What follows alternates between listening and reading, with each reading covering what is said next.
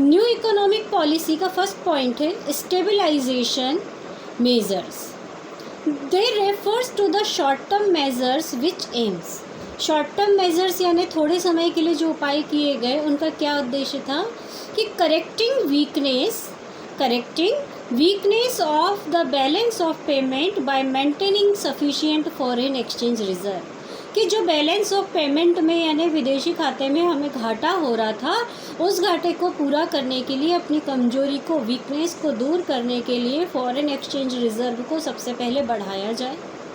Controlling inflation by keeping the rising prices under control, कि government भाव बढ़ने पर अपना कंट्रोल रखे, कि देश में चीज़ों के भाव ना बढ़े जिससे कि महंगाई को कंट्रोल किया जा सके। स्ट्रक्चरल रिफॉर्म्स मेजर्स, क्या स्ट्रक्चर सुधारने के लिए किया गया? They refers to the long term measures. Stabilisation measures जो थे शॉर्ट टर्म थे, स्ट्रक्चरल रिफॉर्म मेजर जो थे वो लॉन्ग टर्म थे। Improving the efficiency of the economy and, इसका improving the efficiency of the economy, कि इसका उद्देश्य था कि देश की अर्थव्यवस्था को ही सुधारा जाए। Increasing international competitiveness by removing the rigidities in various segment of the Indian economy, international competition को बढ़ाया जाए जिससे कि विदेशी कंपनियां भी अगर इंडिया में आना चाहें तो वो आ सके, ऐसी व्यवस्था करना। Main policies of new economic policy, कि तीन नई पॉलिसी इंट्रोड्यूस की गई 1991 में, उनको न्यू इकोनॉमिक पॉलिसी कहते हैं। Liberalisation, privatisation and globalisation. Liberalisation का मतलब होता है कि to remove the licensing for new firms for entry in the Indian economy, कि भारत में प्राइवेट सेक्टर को भी बढ़ावा दिया गया। कोई अपना विदेशों में व्यापार करना चाहे तो उसको भी लाइसेंस ख़त्म कर देना। नई फर्में मार्केट में आना चाहती हैं तो उनके लिए लाइसेंस और टैक्स वगैरह कम कर देना, जिससे देश में प्रोडक्शन बढ़ेगा, देश के लोगों को एम्प्लॉयमेंट मिलेगा। कि लिबरलाइजेशन प्रायर टू 1991 यानी 1991 के पहले there were large number of government restrictions on India in the areas of licensing, import and export trade, dealing in foreign exchange etc. कि 1991 के पहले भारत में बहुत सारे रिस्ट्रिक्शन थे। इंपोर्ट एक्सपोर्ट करने के लिए लाइसेंस लेना पड़ता था, फॉरेन एक्सचेंज के लिए लाइसेंस लेना पड़ता था, हर कोई बहुत आसानी से बिजनेस नहीं कर सकता था। In July 1991 a package of economic reforms was announced, क्या लिबरलाइजेशन के नाम से एक पैकेज अनाउंस किया, which marked the beginning of process of liberalisation in India. Bharat में लिबरलाइजेशन को बढ़ावा दिया। क्या मतलब बताया लिबरलाइजेशन का? Liberalisation means removal of entry and growth restriction on the private sector, कि भारत में प्राइवेट सेक्टर को बिजनेस करने पर रिस्ट्रिक्शंस ख़त्म कर दिए गए, कोई भी एंट्री कर सकता है, ग्रोथ कर सकता है। Liberalisation involves deregulation and reduction of government control and greater autonomy of private investment to make economy more competitive, कि कंपटीशन बढ़ाने के लिए प्राइवेट सेक्टर को बढ़ावा दिया गया, private companies, private industries start की गई और गवर्नमेंट ने अपने रूल्स और रेगुलेशन उस पर से कम कर दिए। जब गवर्नमेंट के रूल रेगुलेशन रिस्ट्रिक्शन हटे तो हर किसी के लिए आसान हो गया कि वो अपनी सेविंग से बिजनेस स्टार्ट कर सके। Under this process business is given free hand and is allowed to run on commercial lines, कि बिजनेसमैन को फ्री हैंड कर दिया गया, वो अपने हिसाब से बिजनेस कर सकते हैं। The purpose of liberalisation was to unlock the economic potential of the country by encouraging private sector, कि प्राइवेट सेक्टर को encourage करके अनलॉक करना, बिजनेस शुरू करने देना, and multinational corporations to invest and expand, to introduce much more competition into the economy and creating incentives for increasing efficiency of operations. Industrial sector reforms क्या था? In order to make necessary reforms in the industrial sector, the government introduced its new industrial policy on July 24, 1991. क्या policy थी? Reduction in industrial licensing, कि industry start करने के लिए licence ख़त्म कर दिए गए। बहुत सी कुछ पर लाइसेंस लेना बहुत ज़रूरी था, कुछ को फ्री कर दिया गया। बहुत सारे सेक्टर गवर्नमेंट ने अपने ही हाथ में रखे। The new policy abolished industrial licensing for all the project except for a short list industries like liquor, defense, equipment, industrial explosives।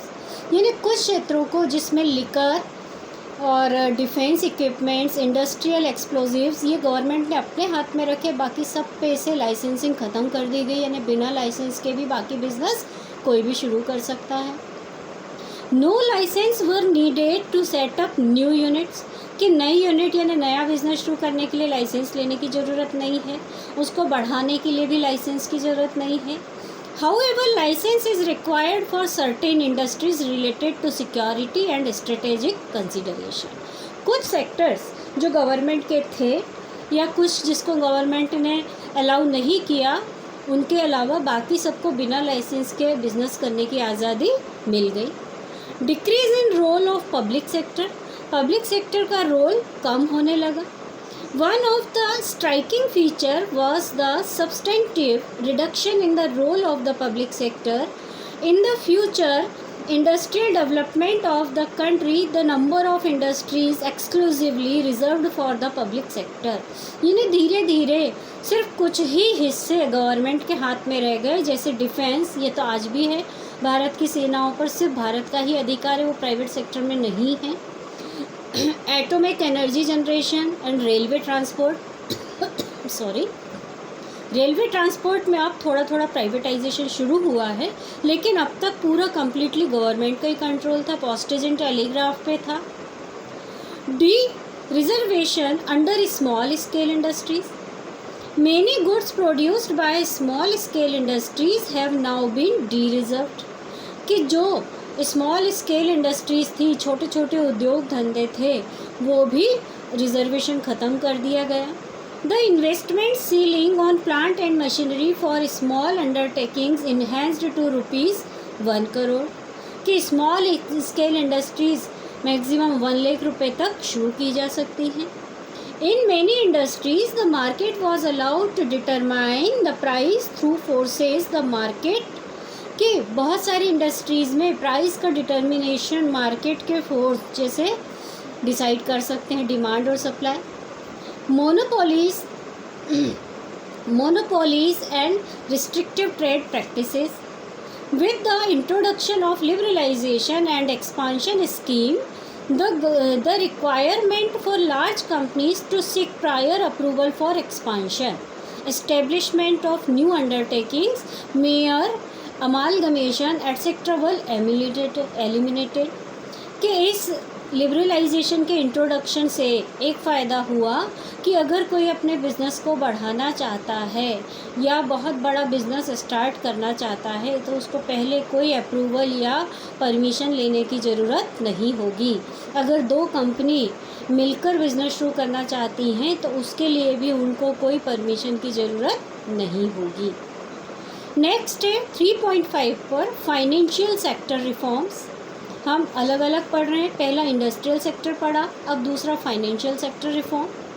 Financial sector में क्या नई आज़ादी आई कि change in role of RBI का रोल चेंज हुआ। The role of RBI was reduced from regulator to facilitator of financial sector. पहले RBI सिर्फ रेगुलेटर था, जो अदर कमर्शियल बैंक को रेगुलेट करने का काम करता था, उन्हें कंट्रोल करने का काम करता था, लेकिन अब उसका रोल चेंज हो गया, वो फाइनेंशियल सेक्टर का फैसिलिटेटर बन गया। As a result financial sector was allowed to take decision on many matters, यानी फाइनेंशियल सेक्टर को बहुत सारे मामलों में अपने डिसीज़न लेने का अधिकार मिल गया बिना आरबीआई से कंसल्ट किए। Origin of private banking start हुई, पहले सिर्फ गवर्नमेंट की हुआ करती थी। The reform policies led to establishment of private sector banks, Indian as well as foreign. Bharat में भारतीय प्राइवेट बैंकें तो थी ही सही, विदेशी बैंकें भी आईं। For example, Indian bank like ICICI and foreign bank like HSBC increased the competition and benefited the consumers through lower interest rate and better services। Private sectors के बैंकों ने सरकारी क्षेत्र की बैंकों के साथ कंपटीशन स्टार्ट किया, क्योंकि प्राइवेट सेक्टर के बैंक आप जगह जगह देखते हो, बिल्डिंगों के आगे बोर्ड लगे रहते हैं, लोन अवेलेबल। HDFC से, इंडिया बुल्स से बहुत सारे बैंकों के नाम लिखे रहते हैं।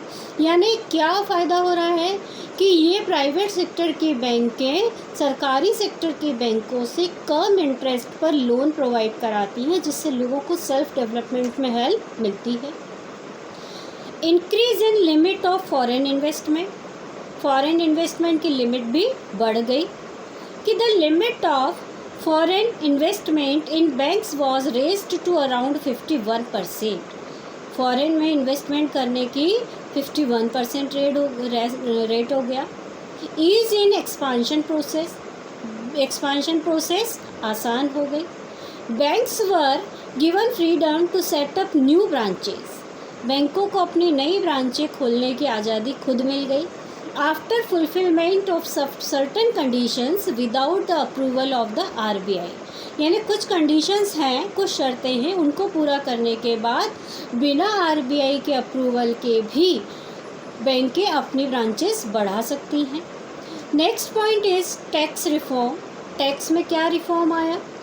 Tax reform refers to the reforms in government taxation and public expenditure policies which are collectively known as fiscal policy।